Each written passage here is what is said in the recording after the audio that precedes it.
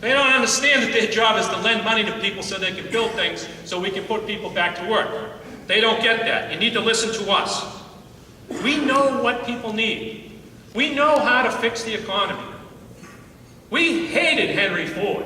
He was the most virulent anti-union industrialist probably in the history of the United States of America. Very simply got it straight. You want to have an economy that works? You want to be able to sell Fords? Pay your worker enough money, give them enough benefits and enough respect and dignity so they can buy your car. That's what Bank of America got to understand. That's what our United States government and our new industrial policy that John Taney's going to create, that's what it's going to do for us. We got to put our people back to work. Mr. Mayor, Mr. City Councilor, Mr. State Representative and Mrs. State Representative and Governor and Attorney Generals and everybody that gets elected, here's all you got to know. Find a way to put our people back to work and this economy will be just fine.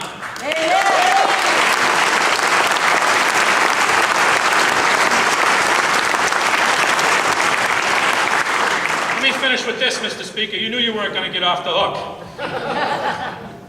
Let me finish with this. I won't do you yet. I'll do the President of the United States because there's nothing that aggravates me more. There is nothing that aggravates me more about the Becks and the Palins and the Rush Limbaughs and these radio talk show hosts that are criticizing the President of the United States. I stood here 2 years ago and I went all over this Commonwealth and people went all over this country. For the first time in the history of the United States, we understood our past. We put our past aside. We put all that oppression aside and racism aside. He had this Chicago guy that was the United States Senator that is brilliant, that went to Harvard Law School and was the editor of the Harvard Law Review. Brilliant man. I couldn't imagine why you wouldn't want to have him in the White House of the United States. Somebody that could actually think, in contrast to the guy that spent the previous 8 years there. Now, he's only been there less than 2 years, and some of our members, along with some of those crazy Tea Party people, are whacking the hell out of the President of the United States that's trying to fix things, trying to make this country a better place, trying to give us an opportunity. If anybody in this audience can for 1 second tell me how Barack Obama got to be responsible for all the bad stuff that's happened to this country, that happened on Wall Street, that happened in our banks. I want you to tell me. I can't figure this out.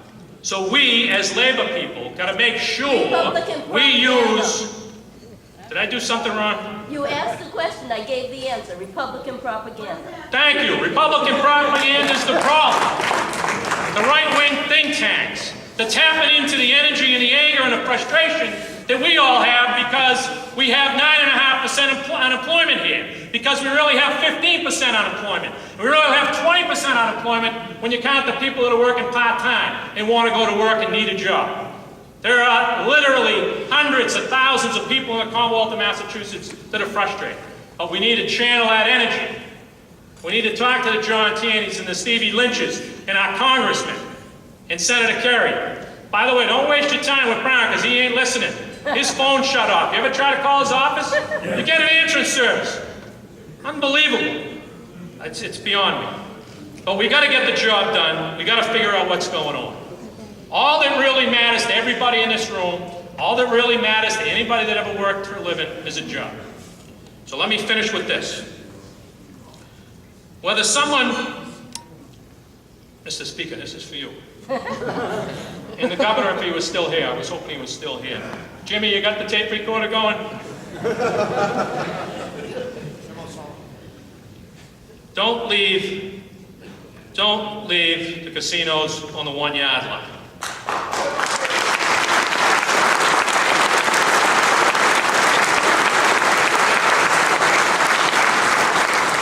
1,000 potential extra slot machines is no reason to tell 15,000 workers who are hoping and praying for an opportunity to have a job, Mr. Speaker, like your dad, I love it when you stand up there and you talk about your father and talk about the people that work at the track.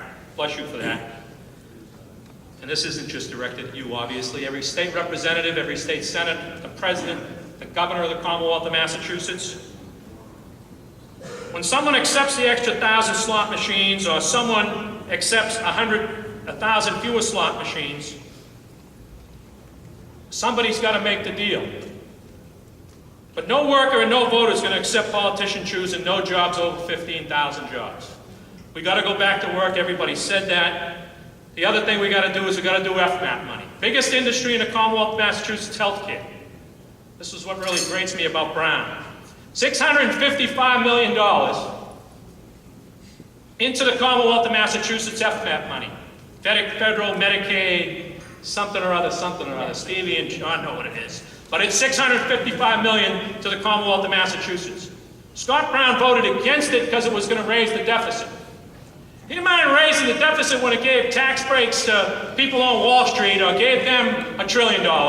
That's okay, but when the money comes into Massachusetts to put into our hospitals and put into our schools and our education system and put people back to work, it wasn't good enough.